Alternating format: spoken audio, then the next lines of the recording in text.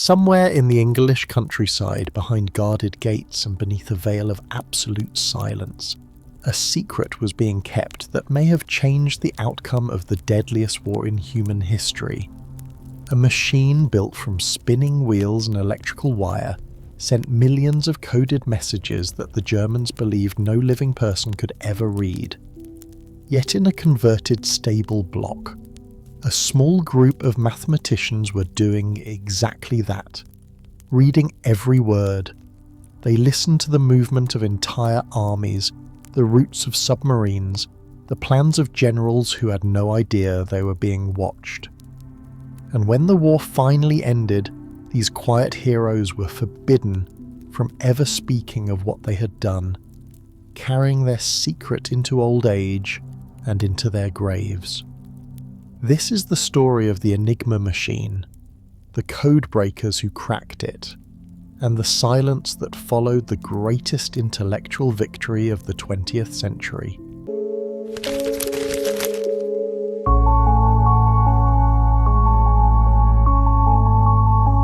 Welcome back to Whispered Empires, where history is told slowly, honestly, and with great care for the people who lived it. If you find comfort in these quiet journeys through the past, consider liking the video and subscribing, but only if this is truly the kind of storytelling you enjoy. Leave a comment tonight if you like.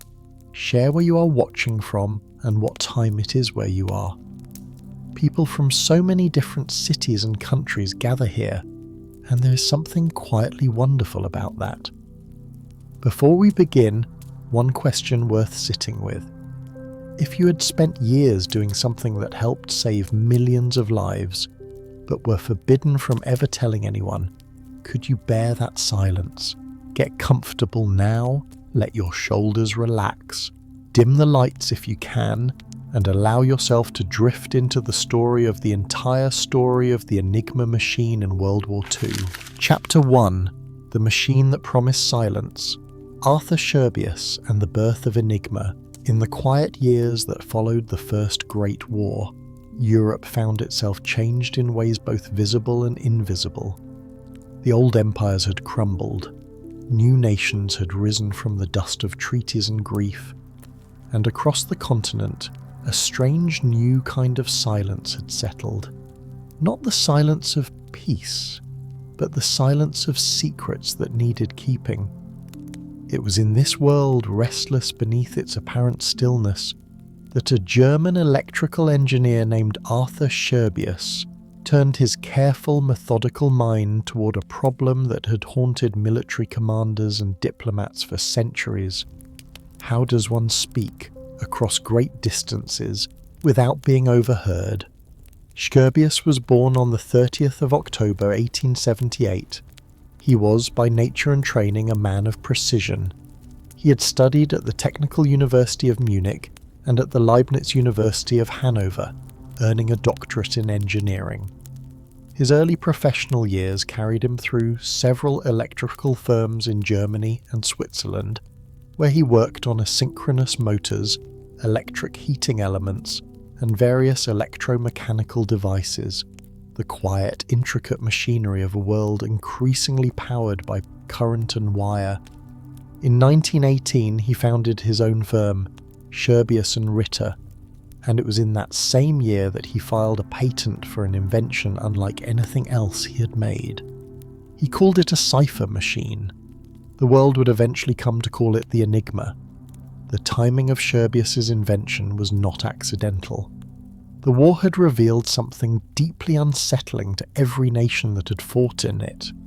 Radio, that marvelous new technology, was not merely a tool for sending messages, it was also a tool for receiving them, even messages never meant for one's ears. Wireless transmissions travelled through the air invisibly, touching every receiver within range, making eavesdropping not a matter of cunning infiltration, but simply of possession of the right equipment and a willing ear. Military dispatches, diplomatic cables, naval coordinates, all of it drifted through the ether, like whispered conversations in an open room. The need for secrecy had never been greater. and the means to achieve it had never felt more fragile. Scherbius envisioned a machine that would transform this vulnerability into something approaching genuine security. His design was elegant in its ambition and deeply intricate in its execution. At its heart, the Enigma was an electromechanical substitution device. When an operator pressed a key on the machine's keyboard, laid out in the familiar German QWERTZ arrangement, a small electrical current was set into motion. But the path that current travelled was anything but simple.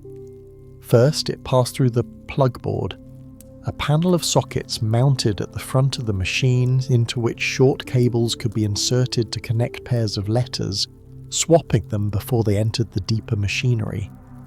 Then the current moved through an entry wheel and into the first of the machine's rotors, cylindrical drums, each one containing a scrambled internal wiring that mapped every incoming electrical contact to a different outgoing one.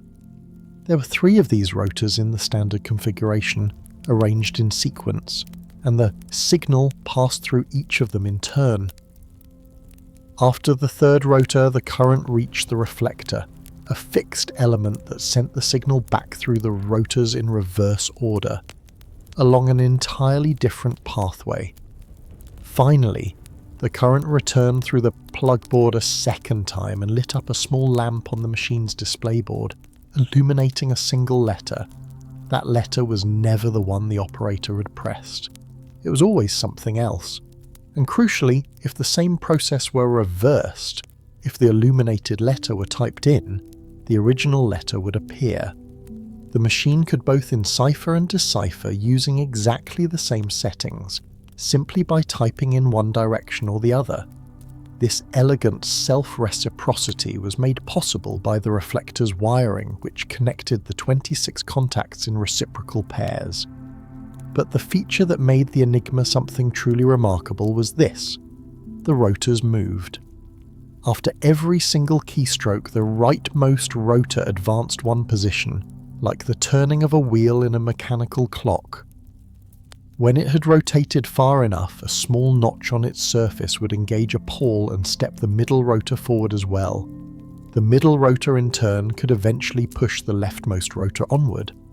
This stepping mechanism, elegant, relentless, odometer-like, meant that the internal wiring the current travelled through was different for every single letter typed.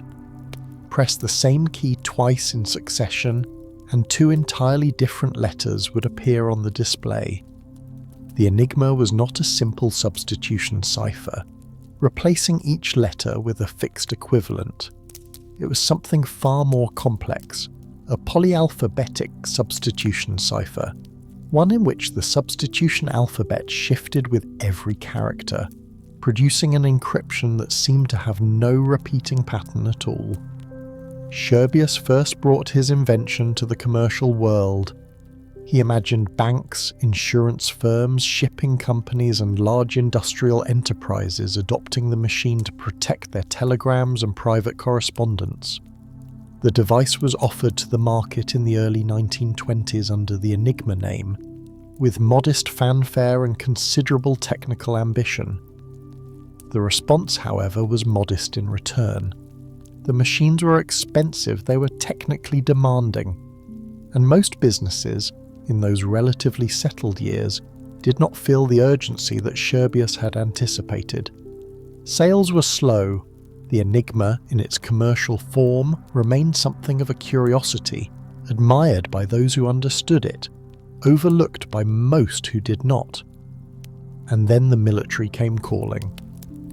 By the mid-1920s, the German Navy had begun evaluating the machine in earnest. They adopted a modified version in 1926. The German army followed, beginning its own procurement around 1928. The newly formed Luftwaffe joined them in 1935 for the military's purposes. The commercial Enigma required refinement. The changes they made were significant. The plug board, that front panel of interchangeable cables, was added to the military version in a way that transformed the machine's security entirely. Typically, 10 pairs of letters were swapped through the plugboard's connections, introducing a separate layer of substitution both before and after the rotor stack. On its own, the plugboard could be configured in approximately 150 trillion different ways. This single addition made the military Enigma vastly more resistant to attack than any unsteckered version could ever be. The military also expanded the pool of available rotors.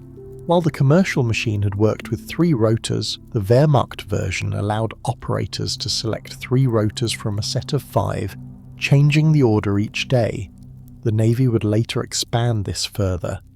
Each rotor could be placed in any of 26 starting positions, and movable letter rings allowed additional adjustment of the stepping mechanism.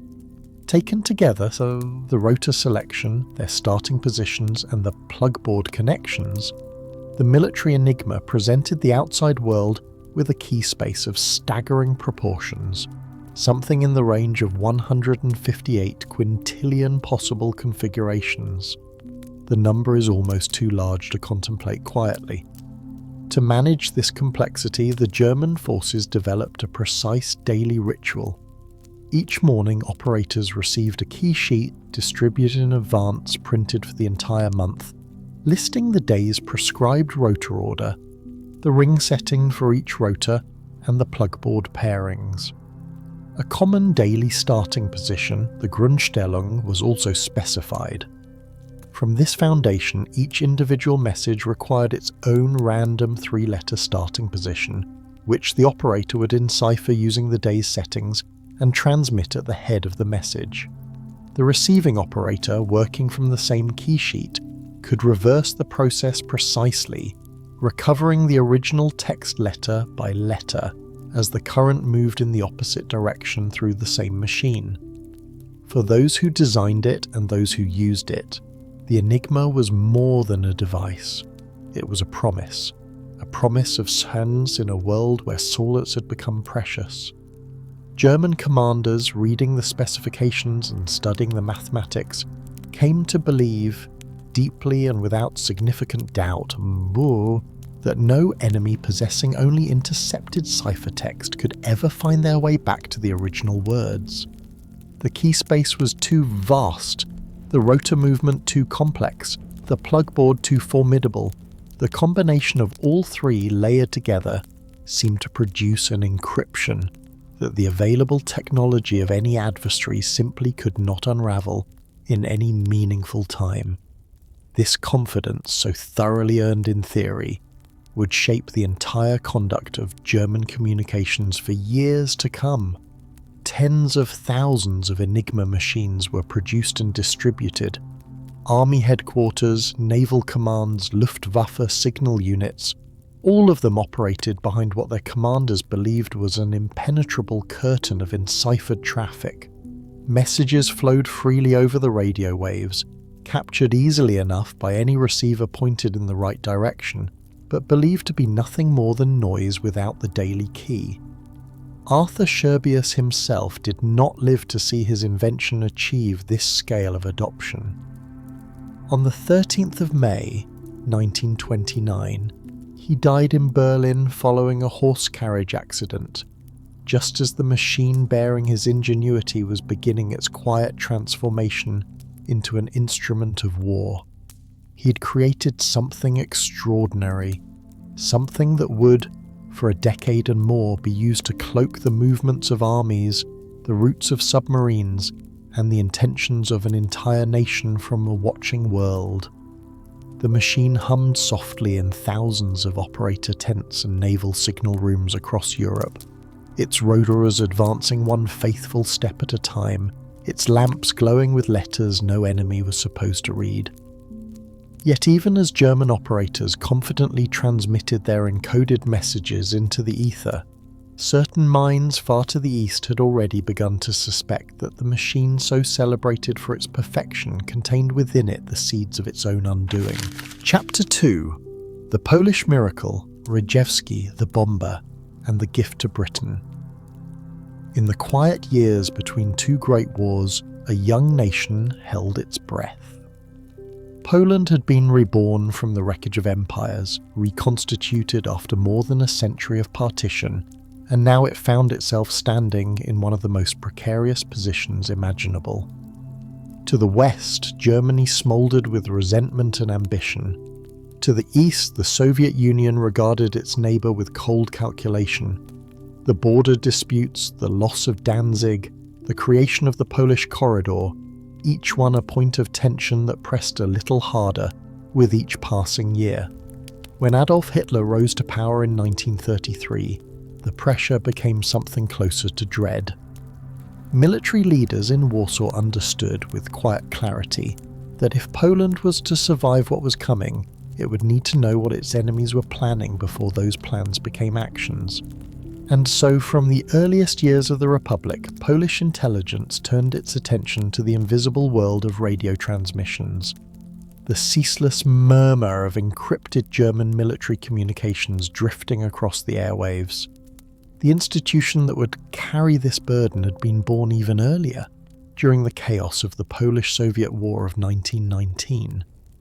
A small cipher section attached to the Army's General Staff had been quietly formed on the 8th of May of that year. Over the following decade it grew, reorganised and deepened. By the early 1930s it had become the Cipher Bureau, the Bureau Szyfrów, formally embedded within the 2nd Department of the Polish General Staff and divided into sections dedicated to Poland's own ciphers, to Eastern radio intelligence, to Russian codes, and most critically, to German radio intelligence. It was into this world that a young mathematician named Marian Rejewski quietly stepped. Born in 1905 in Bydgoszcz, Rejewski had grown up in a city that still carried the architecture and language of the German-speaking world. He moved through his schooling with the unhurried precision of someone for whom numbers held a kind of natural beauty. At Adam Mickiewicz University in Poznan he studied mathematics, completing his master's degree in the spring of 1929. He briefly travelled to Göttingen, one of the great centres of mathematical thought, before returning to Poznan as a teaching assistant. But something had already drawn him toward a different kind of problem. While still a student, Rejewski had been quietly selected for a secret cryptology course organised by the Cipher Bureau, a course open only to mathematics students with strong German language skills. In this way, the Bureau was cultivating a generation of minds suited not to the battlefield, but to the far stranger terrain of encrypted text. In September 1932, Rejewski transferred to Warsaw, joining the Cipher Bureau's headquarters as a civilian employee. With him came two colleagues who would share in everything that followed: Jerzy Rojicki and Henryk Zygalski, three mathematicians, three quiet men at their desks, and before them one of the most formidable puzzles in the history of modern warfare. The German military had been using a machine called Enigma, a mechanical cipher device that scrambled letters through a system of rotating wheels, a reflector, and a plug board that swapped letter pairs before and after the main encryption. The number of possible configurations was astronomical, running into the hundreds of trillions. German cryptographers were confident it was unbreakable, and by any ordinary measure, they were right. But the machine, as formidable as it was only as secure as the people who operated it. German procedure required each operator to begin every transmission with a 6-letter preamble. This preamble encoded the message key, a 3-letter sequence chosen by the operator, twice in succession. The first and fourth letters, the second and fifth, the third and sixth, all encoded at the same daily settings, 3 positions apart. It was a safeguard against transmission error, but it was also, to a mind trained in group theory, a window left open. Group theory is a branch of pure mathematics concerned with the algebra of permutations, with the way elements can be rearranged, combined and composed.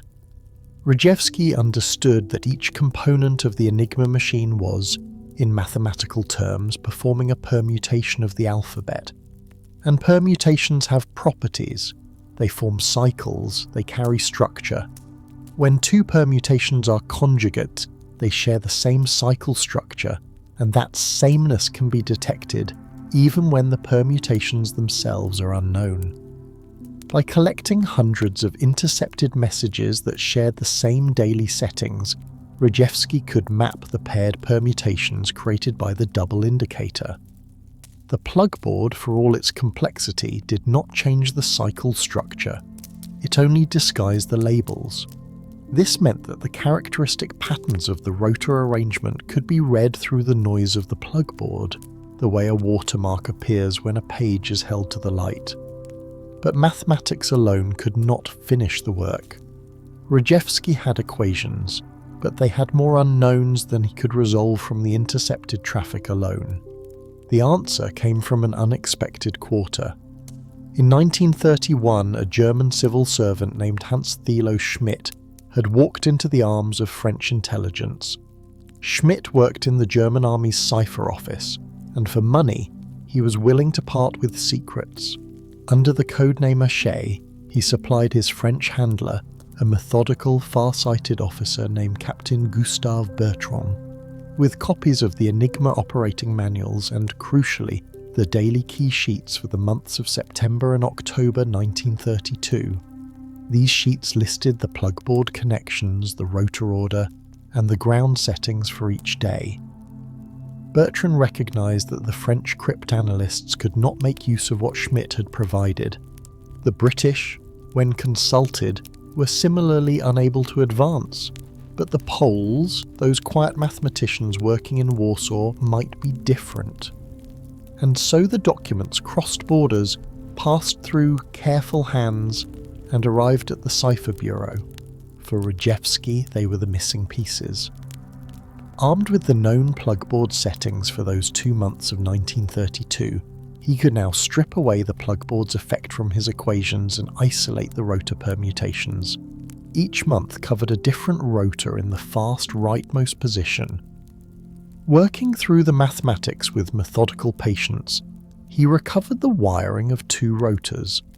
From there, using the reasonable assumption that the entry drum was wired in simple alphabetical order, the remaining equations yield the 3rd rotor and the reflector. By the end of 1932, within weeks of receiving Schmidt's documents, Marian Rejewski had reconstructed the internal wiring of the German military Enigma machine. Without ever having held the device in his hands, the Bureau did not stop there. As the years passed and the volume of intercepted traffic grew, the daily task of recovering the German key settings required faster methods. Rejewski turned to what might be called the mechanical expression of his mathematics. In late 1938, he conceived a device, the Bombe cryptologiczna, the cryptological bomb.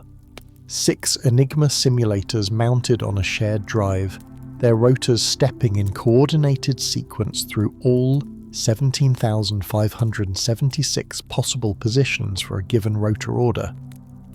When the characteristic double encoding flaw produced a matching condition, a circuit would open and the machine would stop, indicating a candidate setting. 6 of these machines were built, 1 for each of the 6 possible 3-rotor arrangements. Each could exhaust the rotor positions for its assigned order in roughly 2 hours. Meanwhile, Henryk Zygalski had developed a different tool, one of quiet elegance. The Zygalski sheets were sets of perforated cardboard grids, each representing one possible position of the leftmost rotor. Across each sheet, a 26 by 26 grid was punched with holes at positions where the double indicator flaw would produce identical letters, what the cryptologists called females. By stacking these sheets on a light box and sliding them according to patterns observed in intercepted messages, an analyst could watch the number of illuminated holes diminish, narrowing the possible settings until only one remained. Then in 1938, Germany changed its procedures. 2 new rotors were introduced, expanding the number of possible wheel order combinations from 6 to 60.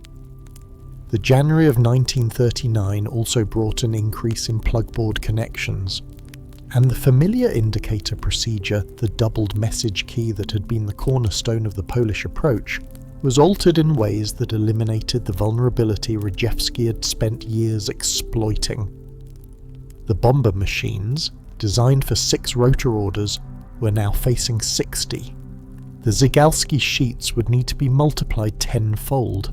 The Polish Cipher Bureau, working with limited resources and an accelerating threat, was being pushed toward the edge of what it could sustain alone. The mathematics had not failed. The resources had simply been outpaced. By mid-1939, the situation was plain. War was no longer a distant possibility.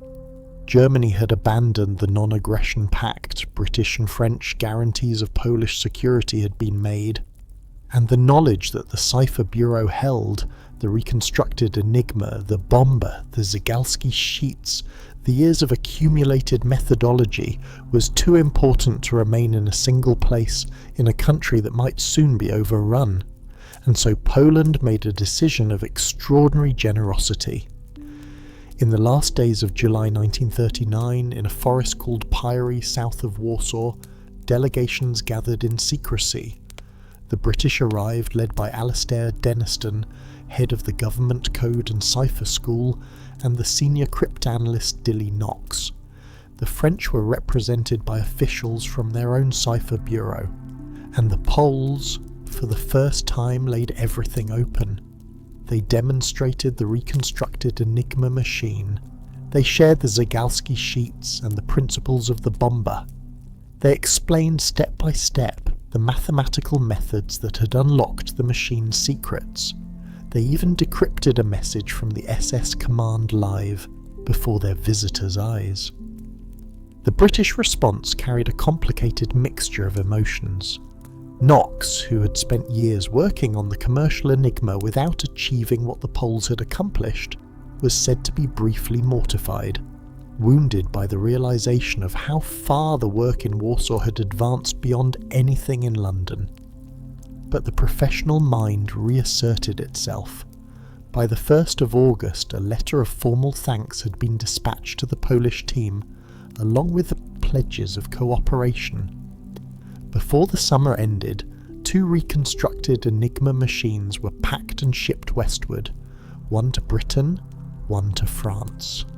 On the 1st of September 1939, German forces crossed into Poland. In the days that followed, Rejewski, and Zygalski fled eastward through Romania, and from there made their way to Paris, where they joined a Polish-French decoding unit and continued their work. When France fell in June of 1940, they were evacuated, continuing to operate from a secret centre in Vichy, France, until the German occupation of that territory in November 1942. Rejewski did not survive. He perished in January of that year when his ship went down in the Mediterranean. Rejewski and Zygalski crossed the Pyrenees on foot, endured imprisonment in Spain, and eventually reached Britain in August 1943, where they served with Polish forces for the remainder of the war. The recognition that came to them was slow and largely posthumous. Decades after the war, the British War Medal was presented on Rejewski's behalf. The IEEE granted its milestone award to the 3 men in 2014 for their work between 1932 and 1939. By then, the historical community had come to a settled understanding. Without the Polish gift at Pyry, the British effort would have begun not with a foundation, but with bare ground. The internal wiring of the Enigma, the concept of the Bombe, the method of the perforated sheets, all of it would have needed to be discovered anew, and likely not until the crucial early campaigns of the war had already been fought in the dark. The torch that Poland had carried alone through years of patient mathematics was now passed westward, arriving at a quiet country estate in Buckinghamshire that would become the most consequential address in the history of the Second World War. Chapter 3: Bletchley Park, the secret world of codebreakers. Somewhere in the quiet heart of England, where the land rolls gently between old market towns and ancient roads, there stood a house that kept a secret so vast, so carefully guarded, that even those who lived and worked within its walls were never permitted to speak of it. Not to family, not to friends, not even to the colleagues who slept in the next billet or sat across the table at breakfast. The secret was simply the work, and the work was everything. The estate at Bletchley had a history long before the war came to it. It had begun as a modest farmhouse, acquired in 1877 by an architect named Samuel Lipscomb Secombe, who built a small house on the grounds. A few years later, in 1883, a wealthy man named Sir Herbert Samuel Lyon purchased the property and its 581 acres and set about transforming what had been a simple residence into something altogether more grand. The mansion he created was an elaborate, somewhat extravagant structure, combining Victorian Gothic, Tudor and Dutch Baroque elements in a manner that some found magnificent and others found curious. It was, by some accounts, a monstrous pile of rooms, surrounded by formal gardens and sweeping grounds. For decades it remained the Lyon family home, a place of private life and quiet seasons until Sir Herbert's death in 1926, and then his widow's passing in 1937 left it without its original purpose. It was in May of 1938 that the estate found its next calling. Admiral Sir Hugh Sinclair, the head of M46, acquired the property using his own personal funds drawn by something that had nothing to do with its architectural character. What mattered to Sinclair was its position. Bletchley sat at a remarkably useful crossroads of England. The railway station nearby sat at the junction of the Oxford-Cambridge Varsity Line and the West Coast Main Line, allowing swift travel in many directions. The old Roman road, Watling Street, passed close by, and not far away, at Fenny Stratford, a telegraph and telephone repeater station provided the kind of communications infrastructure that wartime intelligence work would demand. The broad grounds of the estate, nearly 58 acres at its core, offered space to build, to expand, to grow quietly, and without drawing too much notice. It was the perfect place to hide something large. And what was hidden there was the Government Code and Cipher School, known quietly as GC and CS. This organisation had been born in November of 1919, formed from the merger of the Army's Cryptanalytic Section and the Navy's famous Room 40, which had done so much quiet work during the First World War. In its early years, it operated from London, staffed by a few dozen officers and clerks, officially advising government departments on the security of their own ciphers, while, in secret, studying the cipher systems of other nations. By the time war arrived again, GC and CS had found its wartime home at Bletchley Park, and from that unlikely mansion among the English fields, it would grow into something without precedent.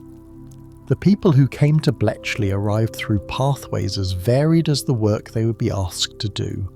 British intelligence recruited carefully, drawing heavily on the networks of Oxford and Cambridge universities, approaching professors and trusted alumni to recommend those rare individuals who combined intellectual brilliance with an absolute capacity for discretion.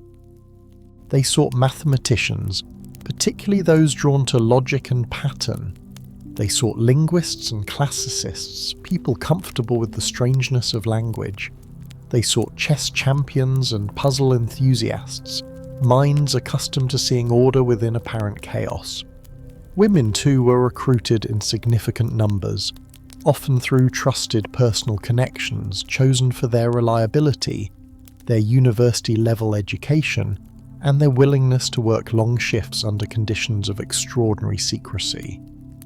There was even, in January of 1942, a crossword competition placed in the pages of the Daily Telegraph. in which a small group of volunteers was invited to solve a puzzle at the newspaper's offices within 12 minutes. 5 completed it in time, and those who passed were eventually approached by the War Office and invited to join the work at Bletchley. The story has grown somewhat in the telling over the decades, and historians now understand that the tidy legend of the crossword as the great sieve of codebreakers is likely embellished. But the competition itself did occur, and the principle behind it was genuine. The people at Bletchley were chosen because they thought differently, because they could hold complexity still long enough to find its pattern, and because they could be trusted absolutely to say nothing of what they found.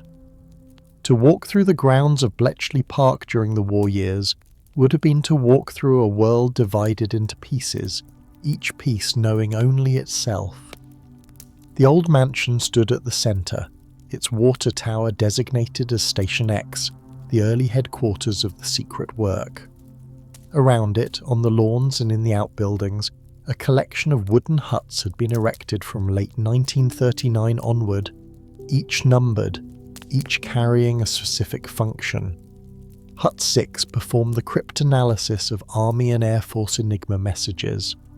Hut 8, working alongside it in the great puzzle of the naval cipher, was the domain of naval Enigma cryptanalysis. Hut 3, which would later be renamed, carried out the translation and analysis of Army and Air Force decrypts.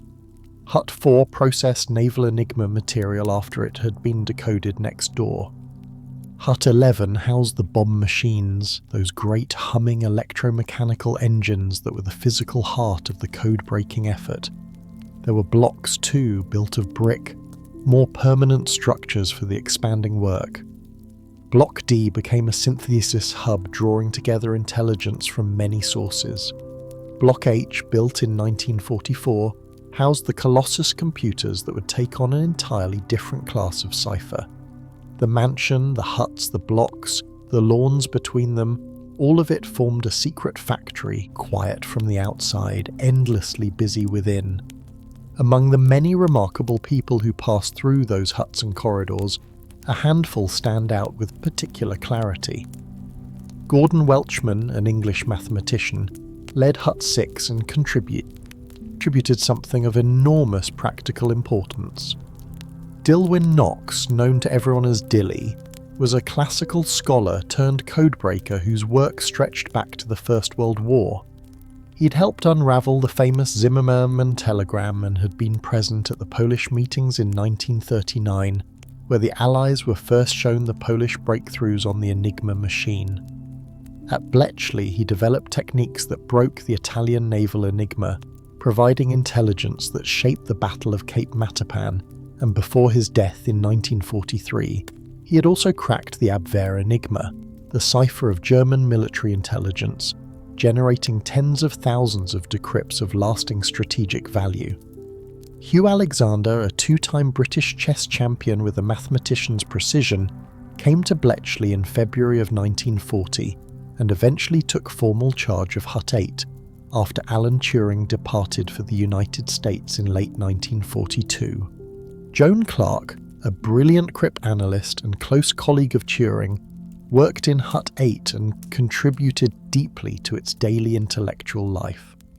Bill Tutter, through a feat of almost incomprehensible mathematical reconstruction, worked out the internal structure of the Lorenz cipher without ever having seen the machine itself. Max Newman directed the section that championed the development of Colossus. Tommy Flowers, a post office engineer, designed and built those extraordinary machines. And there was Peter Twin, who became the first British codebreaker to read an actual Enigma message. And then there was Alan Turing. He had arrived at Bletchley Park on the 4th of September 1939, part of a small group travelling under the quiet cover story of Captain Ridley's shooting party. He was already by that point a thinker of unusual depth. He had attended Sherborne School, entered King's College, Cambridge in 1931, graduated with a first-class degree in mathematics, been elected a Fellow of the College, and then gone to Princeton, where he earned his doctorate in 1938. but it was a paper he had published in 1936, before any of that had placed him in a different category altogether. In that paper, he had proposed the concept of what would come to be called the Turing machine, an abstract mathematical device capable of executing any algorithmic computation, and he'd used it to prove that certain problems simply cannot be solved by any mechanical process, no matter how sophisticated. He had also described a universal version of this machine, one that could simulate any other machine when given its description. It was a conceptual foundation upon which eventually the entire architecture of modern computing would be built. When he arrived at Bletchley, his first assignment was the theoretical direction of the effort to break the German naval Enigma, the most closely guarded and operationally significant of the cipher systems they faced. The task they faced was formidable. The Enigma machine was not a simple cipher. It was a layered, continuously shifting electrical scrambler in which a letter pressed on the keyboard was routed through a plug board, then through a series of rotating wheels, then into a reflector, and then back through that same sequence in reverse before lighting up a ciphertext letter on the lamp panel. The reflector was the key mechanical feature at the heart of a particular vulnerability. Because the electrical signal was forced to return through the rotor stack after reflection, the machine was reciprocal in its substitutions, and one consequence of this was that the machine could never encrypt a letter as itself. The letter A could never produce A in the ciphertext. This was not a small detail. It was a crack in the armour. The codebreakers exploited this crack through what they called cribs. A crib was a piece of plain text that could be reliably expected to appear somewhere within an intercepted message. German military communications were full of such predictable fragments. Weather reports always began in the same way. The phrase meaning nothing to report appeared so routinely as to become almost automatic. Formal salutations followed set patterns. Analysts at Bletchley built detailed indexes of German military vocabulary, formats, call signs, unit names, and repeated phrases. They then placed a suspected crib against the ciphertext, sliding it across letter by letter, and at each position they checked for contradictions. If any letter in the crib aligned with the same letter in the ciphertext, that alignment was impossible and could be immediately discarded. The Enigma machine simply did not permit such an outcome. What remained after that elimination were the viable alignments, and those were handed to the Bombe. The Bombe was the mechanical instrument of this search. The British Bombe bore only a distant family resemblance to the Polish Bomba cryptologiczna, from which it had descended in spirit. The Polish device had been a collection of 6 small machines, built to exploit a specific feature of the early Enigma, the repeated message key, and it had been rendered obsolete when the Germans changed their procedures and expanded their rotor sets. The British Bombe was something larger, faster, and more flexible. It contained dozens of simulated Enigma rotor stacks wired together through a common board, all driven by a shared motor, capable of testing vast numbers of rotor positions and plugboard configurations in rapid succession. Gordon Welchman contributed a refinement that proved critical. He devised an additional wiring panel called the diagonal board, which exploited the symmetry of the Enigma plugboard. This panel allowed the machine to trace many contradictory conclusions simultaneously from any incorrect hypothesis, eliminating false settings far more efficiently and expanding the range of cribs that could be used. With the diagonal board added, the Bombe became not merely a useful tool, but the central instrument of the entire Allied signals intelligence effort. By the end of the war, 211 of these machines had been built and put into operation. The process of using them had its own quiet rhythm. Intercepted German messages began their journey at a network of listening stations spread across Britain and beyond. Places with names like Beaumanoir Hall and Chick Sands where trained operators, many of them women, sat with headphones and pencils, copying Morse code from the airwaves onto strips of paper. Some operators became so practiced that they could recognize individual enemy radio operators by the distinctive rhythm of their keying, a quality known as their Morse fist. These paper copies were gathered and sent onward, initially by motorcycle dispatch riders, later a teleprinter, to Bletchley Park, where they entered the hands of the cryptanalytic huts.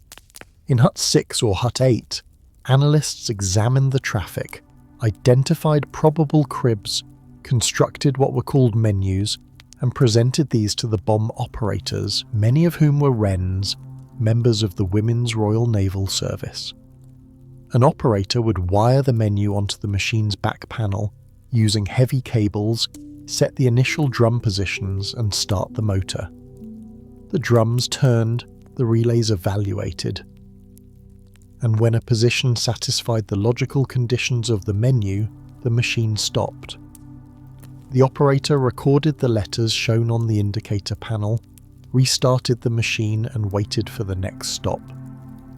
These candidate settings were then carried to an actual Enigma replica and tested. Most stops were false, products of coincidence in the search rather than genuine keys. But occasionally the plain text that emerged was recognizably German, and that meant the day's key had been found. Finding it usually took only a matter of hours. In many cases, the key was broken within 2 to 4 hours of the process beginning. Life inside Bletchley was not only the work, it could not have been, not for thousands of people living in such proximity under such pressure. A recreational club had formed by 1940, offering dances, Scottish reels, tennis, squash, fencing, drama and music. Concerts were held, the Gorilla Quartet performed, satirical sketches poked gentle fun at colleagues and their habits. Tea was a daily ritual observed with a seriousness that occasionally veered into comedy. Teacups disappeared into the ornamental lake, were hidden in hedges, or, in at least one celebrated case, were chained to a radiator to prevent their loss. Staff worked a 6-day week on a rotating 3-shift system, cycling through morning, afternoon, and the dreaded overnight shift. They signed the Official Secrets Act and were bound by compartmentalization so strict that most knew only what happened in their own hut. The buses that brought them to the gates each morning carried people who would never fully know what their neighbours at those same gates were doing. The secrecy was not oppressive in the manner of a threat.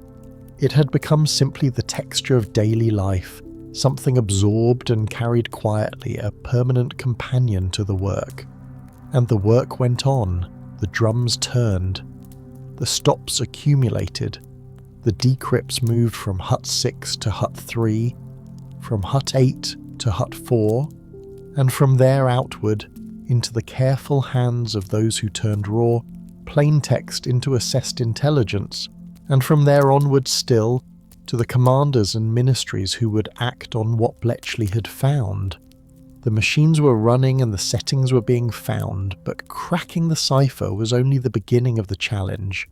For the greatest test was not breaking the code itself, but learning how to use what they had found without letting the enemy know what had been discovered. Chapter 4. Ultra, the intelligence that could not be named. There is a particular kind of silence that settles over a secret too large to speak aloud. Not the silence of emptiness, but the silence of weight. The kind that presses gently against the chest and lives there, year after year, long after the danger has passed.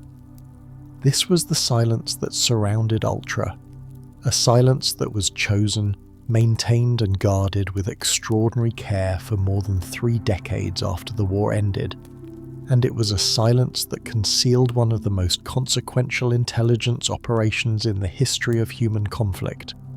The codename Ultra was first applied in June of 1941 to designate the intelligence flowing from the decryption of German Enigma machine traffic. Before that moment, the work had existed without a proper name. performed quietly in the huts of Bletchley Park, processed through the mechanical turning of bomb drums, carried carefully through channels understood only by a small and carefully chosen circle. When the name Ultra was finally given to this intelligence, it became something more than a collection of decoded messages. It became a living, breathing force that would quietly reshape the course of the war. But Ultra was never simply the raw decrypted text of an Enigma message. That text, emerging from the machines of Hut 6, was only the beginning of a long and careful journey. The decoded traffic passed next into Hut 3, where German language staff worked through the night, sorting messages, translating them, cross-referencing their contents with other available sources, and extracting from them whatever was truly useful to a commander in the field. This process of transformation from raw cipher text to finished military intelligence was the Ultra process itself. The result was a steady flow of concise briefings and daily digests, each one a distillation of countless hours of painstaking labour, each one carrying knowledge that the enemy believed was safely locked away behind their most secure systems of encryption. By the end of the war, Bletchley Park had decrypted roughly 5 million Enigma-encoded messages in total.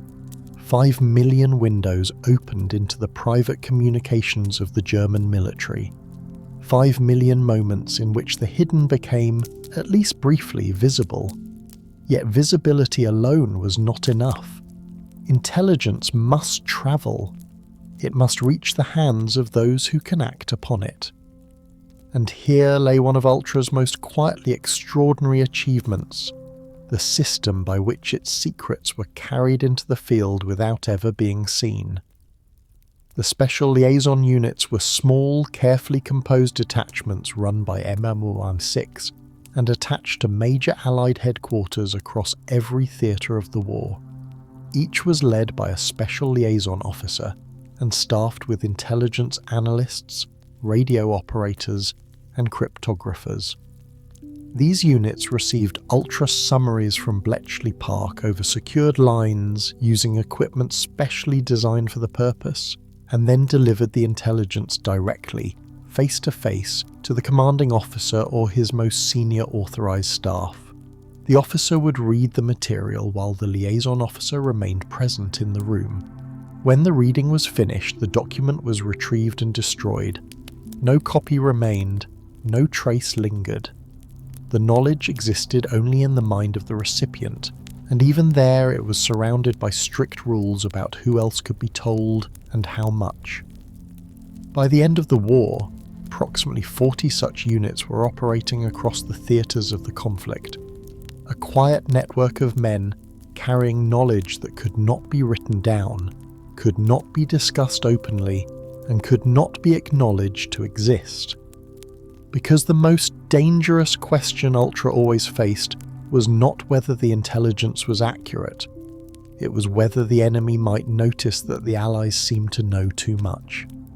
The fundamental dilemma at the heart of Ultra was this: every time the intelligence was acted upon, it risked exposing itself. If German commanders began to notice a pattern, convoys that escaped ambushes too reliably, attacks that arrived with uncanny precision, operations that seemed to anticipate German intentions with unnatural accuracy, they might conclude that their cipher systems had been compromised, and if they changed those systems, the flow of intelligence would cease, the most valuable secret of the war would be lost. So the Allies built around Ultra an elaborate architecture of concealment. Every piece of intelligence required a cover story, a plausible, ordinary explanation for how the information had been obtained. A fictitious intelligence network was created, known as Boniface, supposedly a phantom MI6 master spy, running a network of agents throughout Germany. Ultra bulletins were officially credited to Boniface's human intelligence, giving commanders a story they could repeat without ever touching the true source. In the field, when a convoy was steered away from a U-boat patrol line, reconnaissance aircraft might be sent in advance so that any observer would see a plausible reason for the altered course. When a ship attack was to be prevented, a fabricated message from a non-existent spy might be transmitted, suggesting that the success was the result of a secret agent's work rather than a broken cipher. This constant careful balancing act, using the intelligence fully enough to matter but concealing it well enough to survive, shaped the conduct of the entire war in ways that would not be understood for a generation. In the summer and autumn of 1940, Ultra contributed something vital to the Royal Air Force during the Battle of Britain. The decrypted Luftwaffe traffic gave Air Chief Marshal Dowding and his commanders accurate knowledge of German unit composition, the scale and direction of incoming raids, and crucially, the true state of Luftwaffe losses and replacement rates. This last detail was perhaps the most important of all. Ultra confirmed that the German Air Force could not sustain its rate of attrition. This knowledge, that the enemy was bleeding, gave British commanders the confidence to continue fighting at a moment when the strain on their squadrons felt almost unbearable. Integrated with radar and observer course data, the intelligence allowed for rapid interceptions and more efficient use of limited resources. And then, in September of 1940, a single decrypt revealed that the Germans were removing loading equipment for paratroops from Belgian airfields, a quiet signal that Operation Sea Lion, the planned invasion of Britain, had been cancelled. The Battle of the Atlantic unfolded across a longer and darker span of time. Britain, as an island nation, required more than 1 million tons of imports each week simply to survive and continue fighting. Winston Churchill would later say that the U-boat threat frightened him more than even the Battle of Britain. If the German submarines could sever the Atlantic supply lines entirely, Britain would face starvation and eventual capitulation. The conflict at sea was therefore not a secondary theatre. It was, in a very real sense, the war's foundation. From mid-1941 onward, Ultra's decryption of German naval Enigma traffic allowed convoy planners to identify the formation of Wolfpack patrol lines and steer ships around them. Departure times were altered, routes were recalculated, escort vessels and long-range aircraft were positioned where they could do the most good. The knowledge was not perfect and it was never constant, but when it flowed clearly, it saved ships and the men aboard them. The naval Enigma, however, was harder to break than its Army and Air Force counterparts. The Kriegsmarine used a larger pool of rotors, more sophisticated key distribution procedures, and stricter operator discipline. Fewer errors meant fewer exploitable weaknesses, and then, on the first day of February 1942, the German Navy introduced a new machine entirely, the 4-rotor Enigma, the M4, which added a thin additional rotor and expanded the cryptographic space beyond what existing bomb machines could handle. For almost a year, Allied codebreakers were blind. The naval Enigma traffic went dark. Ships sailed without the protection of foreknowledge, and the cost was measured in vessels lost and lives extinguished beneath cold Atlantic water. The restoration of that intelligence came not through mathematics alone, but through extraordinary physical courage. In May of 1941, sailors from HMS Bulldog had boarded the stricken U-110 and seized an intact Enigma machine along with codebooks and cipher documents before the submarine sank. In October of 1942, men from HMS Petard boarded the sinking U-559 in the eastern Mediterranean and recovered the short weather report codebook and other cipher materials, 2 of the boarding party losing their lives as the submarine went down beneath them. These captures, combined with the earlier seizure of codebooks from the German weather ships München and Lauenburg, gave Bletchley Park the cribs it needed to eventually crack the 4-rotor system. By December of 1942, and with the help of the new American-built four-rotor bomb machines arriving in mid-1943, the naval Enigma was readable again. The Atlantic slowly, quietly began to turn. In the deserts of North Africa, Ultra gave the British a window into the mind of Field Marshal Rommel himself. Decrypted traffic disclosed the timing of his offensives, the state of his fuel and ammunition supplies, the arrival of German reinforcements, and the precise routes his forces intended to take. When the Africa Corps advanced, the British knew the axis of its attack. When Rommel's supply lines were stretched, Ultra confirmed it. The Royal Navy and RAF used intelligence about Axis convoy schedules to intercept the ships carrying fuel and materiel that Rommel's operations depended upon. At El Alamein, Montgomery's defensive preparations and the timing of his counter-offensive were shaped by knowledge that the enemy believed he could not possess. And then there was the greatest deception of the entire war, Operation Fortitude, and Ultra's quiet role in confirming its success. As the Allies prepared for the invasion of Normandy in June of 1944, an elaborate false picture was constructed for German eyes, a phantom army supposedly massed in southeast England, commanded by General Patton, apparently aimed at the Pas de Calais. Double agents fed false intelligence.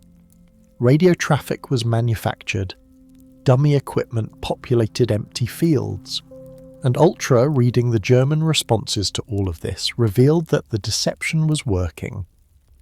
Decrypted Enigma traffic showed German commanders repeatedly reporting the existence of the fictional army group, maintaining their strongest formations opposite Calais, and even after the Normandy landings began, continuing to believe that the true invasion was yet to come.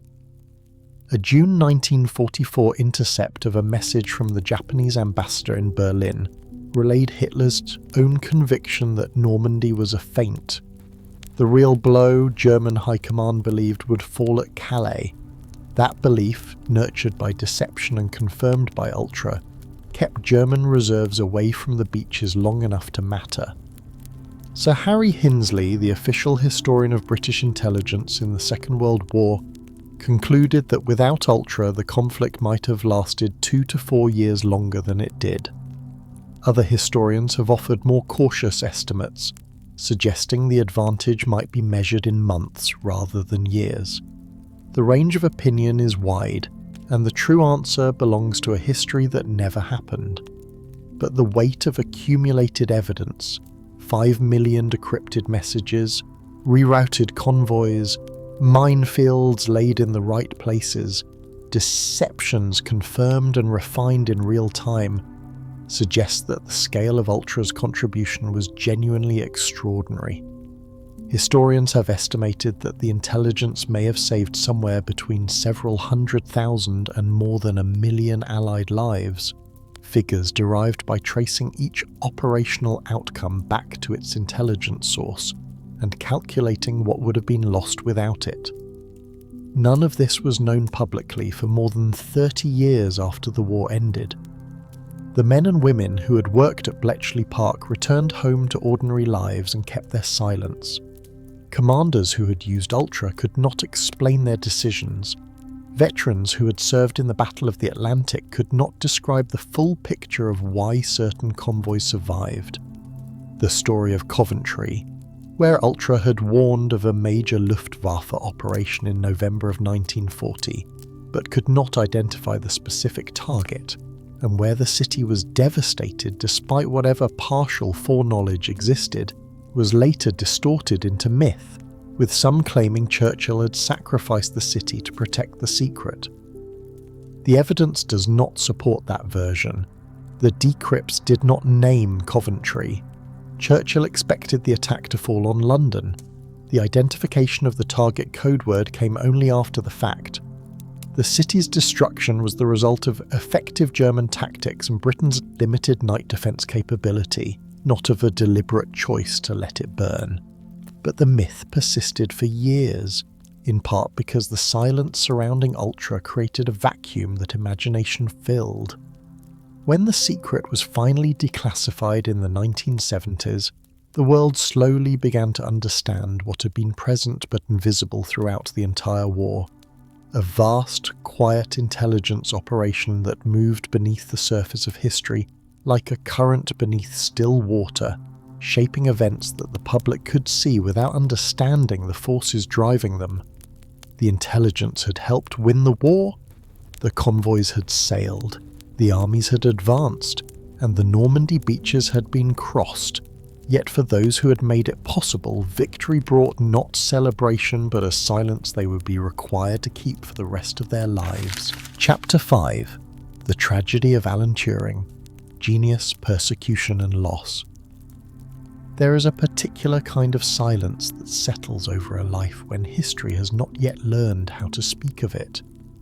A silence that is not empty, but full of unacknowledged labour, of hidden brilliance, of suffering endured without witness. The life of Alan Turing was, for a long time, held inside exactly that kind of silence. And so, gently, the story begins. Long before the war, before the machines, before the corridors of Bletchley Park filled with quiet, purposeful people, there was a young man whose mind moved in ways that very few minds have ever moved. In 1936, Alan Turing published a paper so quiet in its arrival and so vast in its consequence that the world would take decades to fully understand what had been placed before it. In that work, he described an imaginary machine, a simple device capable of reading symbols, writing symbols, and following a set of instructions. What made this imaginary machine extraordinary was not its complexity, but its universality. Given the right instructions, it could simulate any other machine, any computation, any algorithm. The idea became the foundation of computability theory, the intellectual bedrock upon which every digital computer that has ever existed was eventually built. Turing had, in essence, described the architecture of the modern mind before the modern mind existed. The years passed, the world darkened, and when war came, Turing arrived at Bletchley Park. His work there, the work explored in earlier chapters of this story, centered on the Enigma cipher, the German encryption machine that seemed to many unbreakable. Turing did not find the answer immediately. He thought carefully, worked methodically, and designed something remarkable: the bombe. It was an electromechanical device, adapted and expanded from earlier Polish work, and it automated the process of finding Enigma's daily key settings. The first operational model, named Victory, began working in March of 1940. As the war deepened, more bombs followed. Turing also contributed to the attack on naval Enigma, advised on American bomb development in Dayton, and lent his thinking to the Colossus project, the machine designed to break the more complex Lorenz cipher. Historians have since estimated that the work done at Bletchley Park, with Turing's contributions at its centre, may have shortened the war in Europe by as much as 2 to 4 years. The lives saved by that shortening are beyond counting. But the war ended, and history moved on, quietly, as it often does. In 1945, Turing accepted a position at the National Physical Laboratory, where he set to work designing something he called the Automatic Computing Engine, the ACE.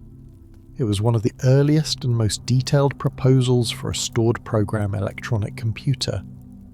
Rather than a machine built to perform a single task, this was a machine that could be reprogrammed. A universal device. An echo of his 1936 imaginary machine, now rendered in wire and metal and logic. The full design was complete by February of 1946, but progress at the laboratory was frustratingly slow, weighed down by institutional caution and layers of secrecy. Turing grew restless. He left in 1947. A smaller version of his design, the Pilot Ace, eventually ran its first program in May of 1950. It was, at the time, one of the fastest computers in the world. Later developments from that design reached commercial production, and its influence rippled forward through British computing for years.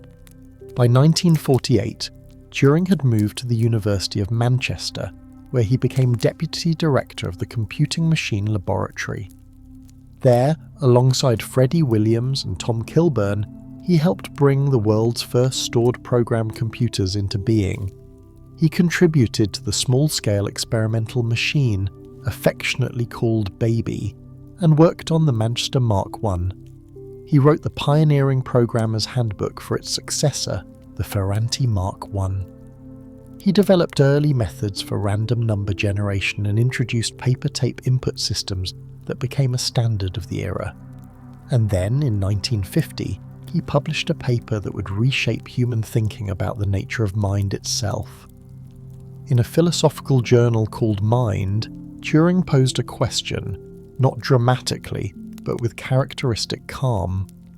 Rather than asking whether machines could think, he proposed an experiment. A human judge, communicating only through written messages, would attempt to distinguish between a hidden human and a hidden machine.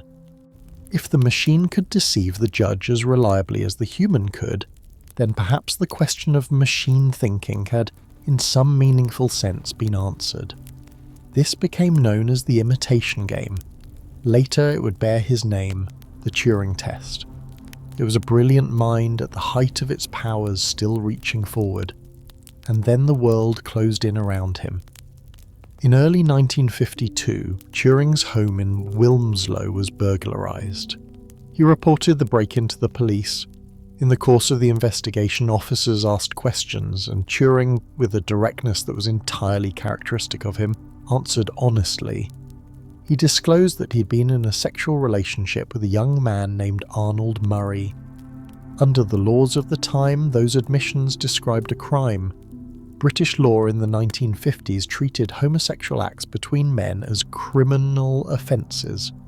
The Criminal Law Amendment Act of 1885 defined them as gross indecency, punishable by imprisonment. The social and political atmosphere of the decade made enforcement not only common, but in many quarters celebrated. The Cold War had introduced a new dimension of fear. Gay men, it was widely believed in government circles, were susceptible to blackmail by foreign powers, and therefore represented a security risk. The defections of Guy Burgess and Donald Maclean, events that shook British intelligence, had deepened that suspicion into something resembling official doctrine. Positive vetting procedures had been introduced in 1951 specifically to screen civil servants for what the authorities called character defects. Alan Turing, who had helped save his country, was now defined by that country as a liability. The trial was held in Knutsford at the end of March 1952. Turing pleaded guilty to all 6 counts of gross indecency. His friend and colleague Max Newman appeared as a character witness. Murray received a period of supervised good behaviour. Turing was sentenced to 12 months of probation and ordered to undergo a course of hormonal treatment, chemical castration, administered at Manchester Royal Infirmary. He did not appeal. He had entered his guilty plea without hesitation, but he did not accept the justice of the law. He told the police that the law ought not to exist. He issued an unapologetic statement. He later wrote a personal letter, signed with the words "yours in distress," that carried both defiance and grief in equal measure. The hormonal treatment involved regular injections of synthetic estrogen designed to suppress libido. The physical effects were pronounced: gynecomastia, hormonal bloating, a loss of sexual function. The psychological weight of what had been done to him, by the state, by the courts, by the machinery of a society that had decided his love was a crime, settled over him like a long, slow dusk. His security clearance was revoked. He was barred from any further classified work, cut off from the cryptographic world he had helped build. He retained his position at Manchester. He continued his academic research. Outwardly, the work went on, but something had changed, quietly and irreversibly, in the world around him. On the morning of June 8, 1954, Turing's housekeeper arrived at his home in Wilmslow and found him lying in bed, unresponsive. On the bedside table there was a half-eaten apple. The room carried the sharp, bitter scent of almonds. A post-mortem examination found cyanide in his body and cyanide solution in a nearby room where he had been conducting electroplating experiments. The coroner's inquest returned a verdict of suicide. The apple, it was concluded, had been laced with cyanide. He had been 41 years old. But the full truth of those final hours has never been entirely settled. The apple was never tested. Those who knew him in his last weeks described him as calm, even cheerful. There was no note. His mother, Sarah Turing, refused to accept the suicide verdict for the rest of her life.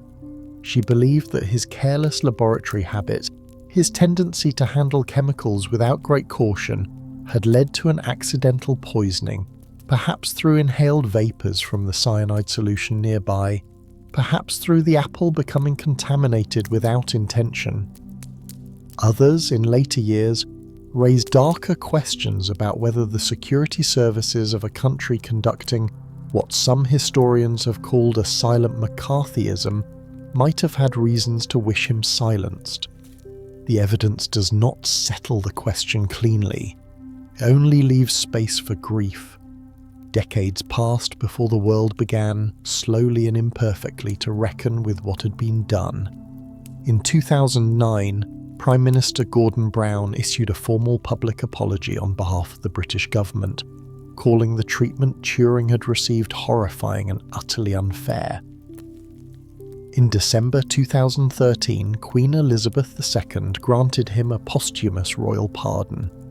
In 2017, Parliament extended that pardon under what came to be known informally as the Alan Turing Law to the thousands of other men who'd been convicted under the same statutes.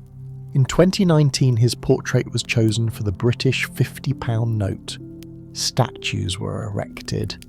Exhibitions were opened, films were made, his name was spoken in the places where once it had been kept quiet, and yet the fullness of his story, the years at Bletchley Park, the machines he built, the papers he wrote, the trial, the treatment, the apple on the bedside table, was held for a very long time inside the same deep silence that surrounded all of Bletchley Park's great secret.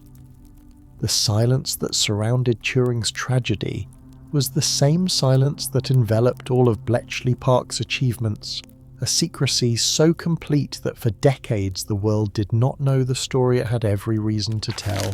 Chapter 6: The Long Silence and the Legacy of Bletchley Park.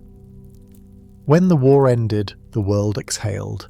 Soldiers came home, cities began to rebuild, and across Britain, thousands of men and women quietly packed away their belongings, left their posts, and returned to ordinary lives, carrying with them a secret so vast, so consequential, that it would remain hidden for nearly 3 decades. Bletchley Park fell silent. The huts that had once hummed with quiet urgency, where brilliant minds had worked through the cold nights deciphering the enemy's most guarded communications, were gradually emptied. The bomb machines, those towering, clicking, relentless engines of cryptanalysis, were taken out of service. One by one, almost all of them were dismantled and destroyed. Roughly 50 were kept for a few more years at RAF Eastcote, used quietly for post-war intelligence work, before they too were eventually scrapped. No original bomb machine survived. Nothing was left behind that might suggest what had truly happened within those modest wartime walls. The reasons for this silence were deliberate, and they ran very deep. The British government understood that the value of Ultra, the intelligence flowing from broken Enigma signals, did not simply vanish with the armistice. The methods that had allowed Allied cryptanalysts to read German communications could still offer advantage in the post-war world, and those same methods, if revealed, could just as easily expose British capabilities to new adversaries. The Soviet Union, once an uneasy ally, was now a growing concern. To let slip how deeply Britain had penetrated machine cipher communications would have been to hand adversaries the knowledge they needed to protect themselves. And so the silence was maintained. Ultra documents were largely destroyed or sealed away. Summaries and non-technical reports were all that remained accessible, and even those were locked far from public view. The men and women who had served at Bletchley Park were bound by something more immediate than governmental policy. Before they had even begun their work, each person arriving at the park had been required to sign a formal declaration under Britain's Official Secrets Act, a solemn, legally binding oath read aloud in ceremony upon arrival. The words were plain and unambiguous. Any disclosure of their work, their methods, their location, or their results would constitute a breach of law. The penalties were severe. Prosecution under wartime provisions could carry imprisonment of up to 14 years, and some veterans recalled being told in terms intended to leave no room for doubt that the consequences could be even more final than that. And so they said nothing. They returned to their homes, to their families, to their professions and their routines. They became teachers and civil servants and farmers and mothers. They went to dinner parties and answered questions about the war with careful, practiced vagueness. They watched documentaries and read books about battles they had helped shape in ways that would never be mentioned. A few continued working in intelligence or government roles, but most simply disappeared back into the ordinary world, carrying something extraordinary that they were never permitted to set down.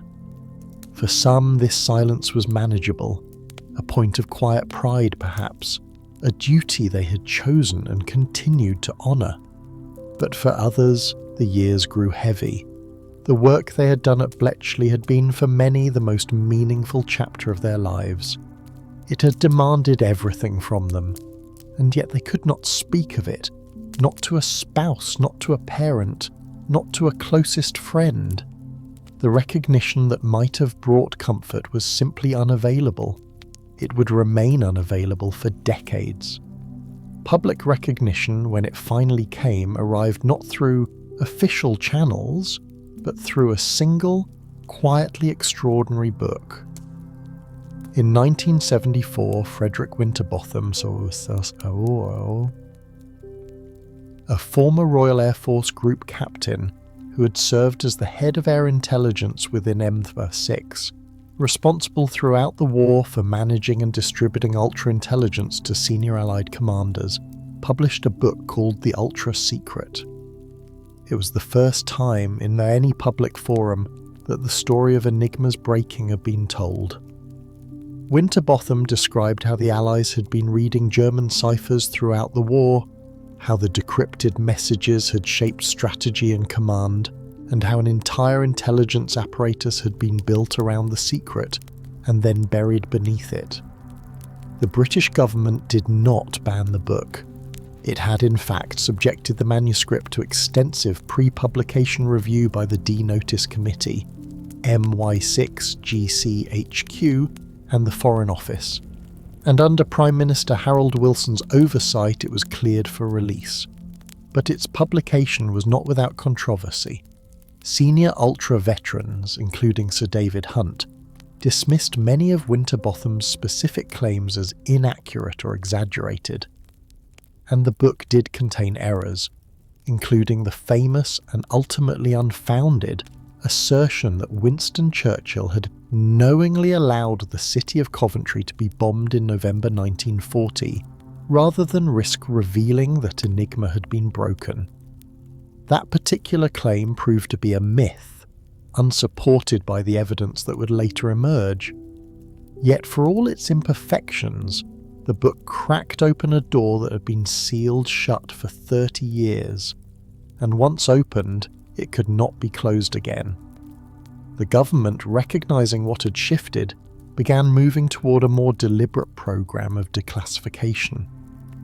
The official Hinsley histories were authorized, ultra-decrypts began to be released, and in 1979 the UK National Archives formally began opening the Bletchley Park files to researchers. The German Bundesarchiv would follow with its own Enigma archive in 1998, and the United States National Archives made its NSA Enigma documents available in 2005. Slowly, carefully, the full shape of what had happened at Bletchley Park became visible to the world. The surviving veterans responded to all of this with a mixture of emotions that no simple word quite captures. Many who had spent decades under the oath, who had trained themselves to change the subject, to speak of other things, to live with the weight of the unsaid, were initially reluctant to speak even after the secrecy lifted. The habit of silence had become for some a second nature, but those who did come forward, who attended the early public events, who gave their first interviews and told their first complete stories, were often deeply moved. There were tears, there was quiet pride, there was, in many cases, a lingering modesty that resisted the idea of personal recognition. And beneath it all, in some, a gentle anger, not dramatic or bitter, but present nonetheless, at the years that had passed in enforced invisibility. As the archival doors opened and the personal testimonies began to gather, historians arrived to do the work of understanding. A remarkable body of scholarship emerged. Harry Hinsley offered a definitive scholarly analysis of Ultra's strategic impact. David Kahn traced the race to break the German U-boat codes. Hugh Sebag Montefiore combined rigorous history with intimate biography. Michael Smith examined the codebreakers of Station X. Tessa Dunlop recovered the stories of the women whose contributions had been especially easy to overlook.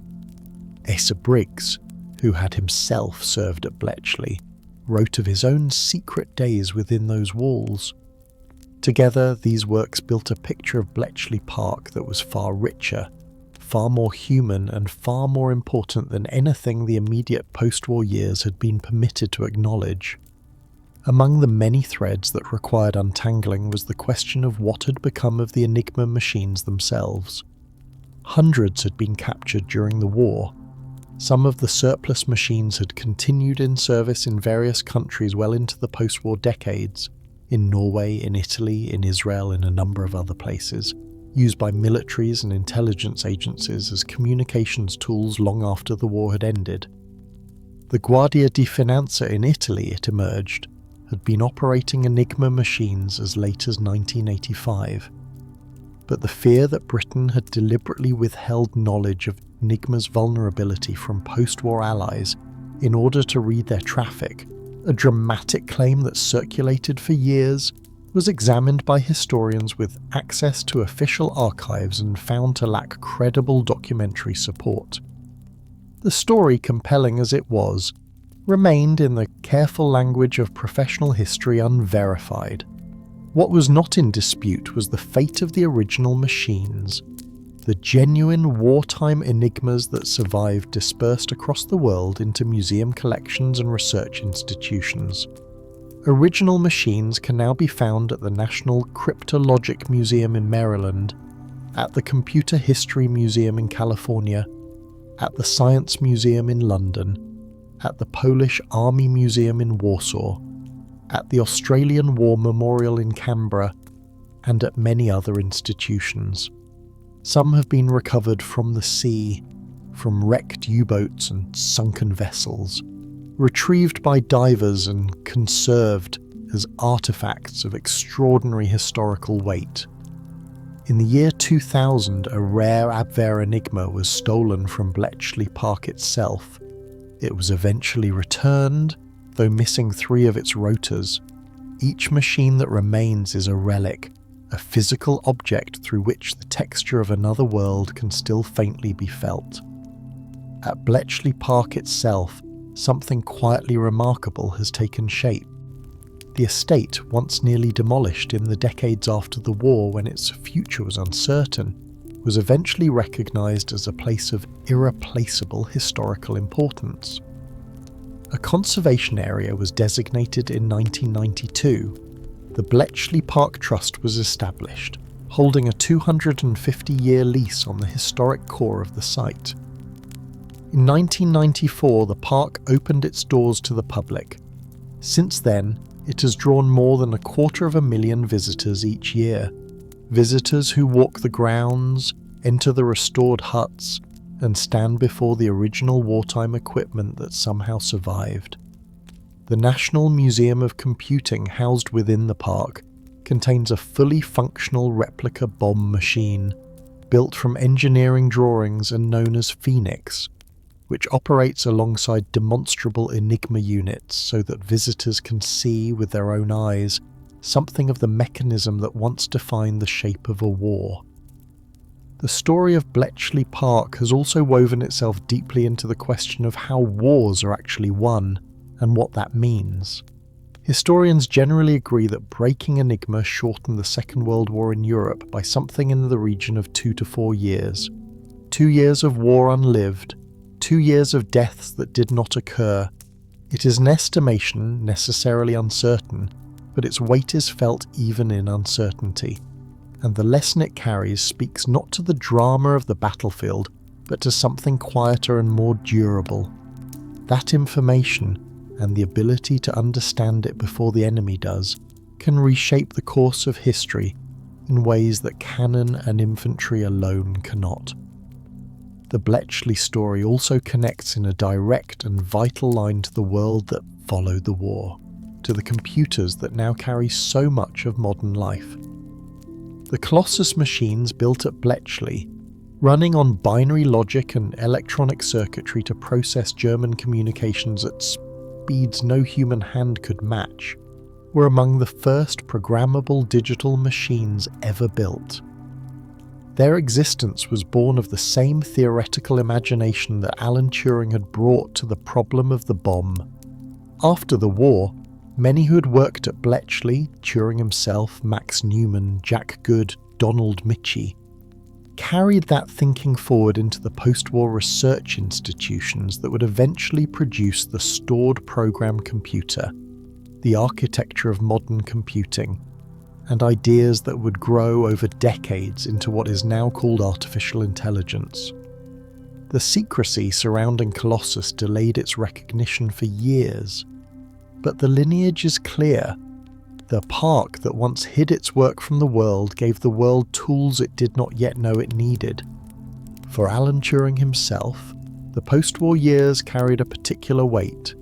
His contributions to the bomb, to the theoretical foundations of computing, to the very concept of machine intelligence, remained largely obscured for years by the same secrecy that cloaked the rest of Bletchley's work.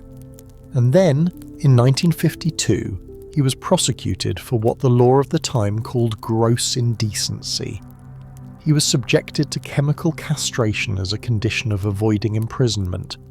In 1954, he died. The circumstances of his death were ruled a suicide, though questions have never entirely been resolved. He was 41 years old. Decades passed before the British government found words adequate to what had been done. In September 2009, Prime Minister Gordon Brown issued a formal statement on behalf of the nation. The treatment Turing had received, the statement said, was appalling and utterly unfair. The country was deeply sorry. He had deserved so much better. In 2017, what became known as the Alan Turing Act extended that recognition further, legally pardoning men who had been cautioned or convicted under the now abolished statutes that had criminalised consensual same-sex relationships, and creating a formal process by which living individuals could have those historic offences removed from their records. The recognition of the Polish mathematicians who had first broken Enigma before the war came through different channels and on a different time scale. Marian Rejewski, who had remained silent for 20 years after the war, finally submitted his memoirs to Poland's Military Historical Institute in 1967. The full account of his pre-war achievements entered public awareness in 1973, and Polish newspapers, radio and television carried the story. He received the Officer's Cross of the Order of Polonia Restituta in 1978. International recognition came more slowly still. A war medal presented by the British government to his family. In 2005, a posthumous award from the United States Military Intelligence Corps Association in 2012, an IEEE milestone award shared with his colleagues Rejewski and Zagalski in 2014. In Poznań, the Enigma Cipher Center now stands as a permanent memorial to the three mathematicians whose quiet, precise work in the years before the shooting began made so much of what followed possible. At Bletchley Park itself, a stone monument outside the mansion honours them by name. The Enigma story, drawn fully into the light after so many years of shadow, offers something that no single battlefield account can quite provide. A view of war as it is actually shaped, not only in the open, but in the hidden places, the huts and the rooms where minds worked in silence over problems whose solutions changed everything. It reminds the world that history is not made only by those who are seen, that the voices most essential to a story are sometimes the ones most carefully kept from being heard. And so the story of the Enigma machine ends not with the closing of a war, but with the quiet opening of a truth, a reminder that history is never finished speaking, and that its most important voices are sometimes the ones that were kept silent the longest.